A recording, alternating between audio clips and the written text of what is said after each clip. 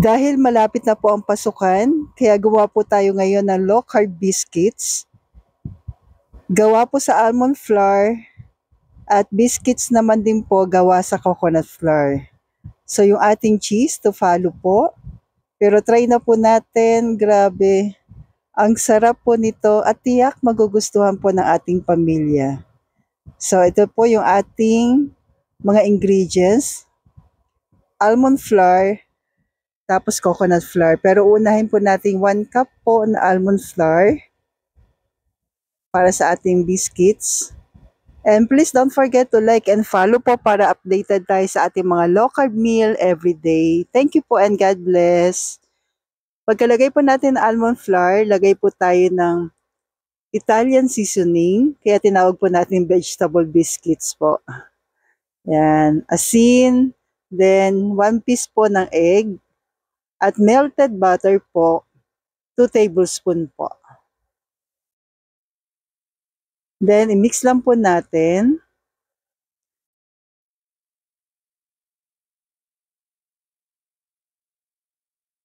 Then, after po nito, mag-a-add po tayo ng psyllium husk, 1 tablespoon naman po. So, para saan ba ito? Ito po yung magsisilbing binder po ng ating biscuits. Mas maganda lang po talaga yung kalalabasan nito po kapag merong psyllium husk. At kung umabot ka po sa part na ito, pwede po bang pa-comment po muli? Buong puso ko pong pasasalamatan kung taga saan po kayo, para alam ko lang po kung saan aabot ito pong ating biscuits po. Thank you po. Then, ipaplat lang po natin to. Kung walang rolling pin, ito na po. Para-paraan nga raw, sabi nila. Pwede naman po yan. Then, naka-preheat na po yung ating oven dito sa 230 Celsius in 10 minutes. Yan. Easy lang po natin yung pagkaka-flat ng ating biscuits para mas maganda po yung kalalabasan. At kung matry mo na po ito, yung ating almond flour tsaka coconut flour, pwede rin po ba na pa-comment po kung alin na mas nagustuhan nyo po kapag nagawa nyo na rin po. Alam niyo po, nagustuhan to ng aking anak na naglo-low carb din. Yan. At tiyak magugustuhan nyo rin po, lalo na habang pagka naluto po agad. Ang sarap niya i-partner sa black coffee. Yan. So, lagyan na po natin ang ating design, yung ating biscuits. So, kayo na pong bahala kung anong design ang gusto nyo po.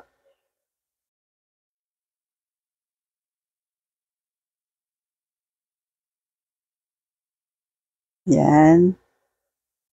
Then, gamit tayo ng fork para dagdag design na rin po.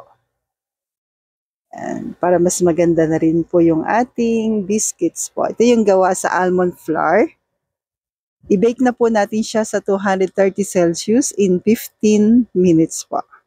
Ito na po siya, ka-low carbs. Ang ganda ng pagkakagawa. Yan. So, tingnan nyo po kung gaano siya mabilis maluto. So, ito naman po yung gawa sa coconut flour. So, pag gawa sa coconut flour, naglagay din tayo ng 1 egg sa 1 cup po ng coconut flour, asin, salt, psyllium husk din po, 1 tablespoon. Pero pagdating po sa melted butter, ay 3 tablespoon po itong nilagay natin. Yan. Then, Italian seasoning. Kung wala po, pwede namang asin na lang po.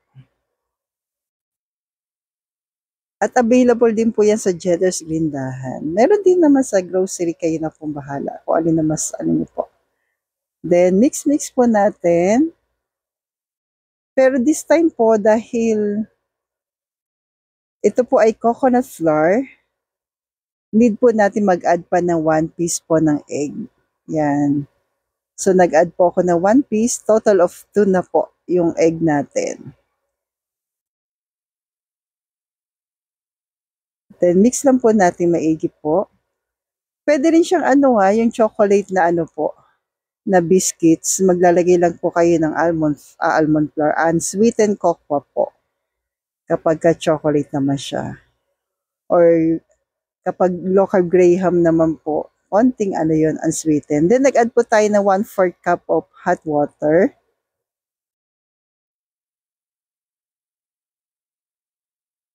So hayaan nyo po, sa susunod gagawa naman tayo noon. Then mix lang po natin. Then nag-add po ako dito ng 1/4 cup po ng almond flour. So medyo iba nga lang po siya talaga kapag coconut flour. Bakit ba ako gumawa ng coconut flour? Kasi kadalasan tinatanong po sa akin, paano kung coconut flour ang available? So gumawa na po tayo. So this time, sa mga nagtatanong din po sa air fryer, ito po, i-bake natin ito sa air fryer, hinatin natin. Bake po natin siya sa air fryer na 180 Celsius, 10 to 15 minutes. Yan, so ito po siya. Padamigin nyo lang ng konti at ito na po. Then, nag-try din tayo sa oven. Yan, para sulit po.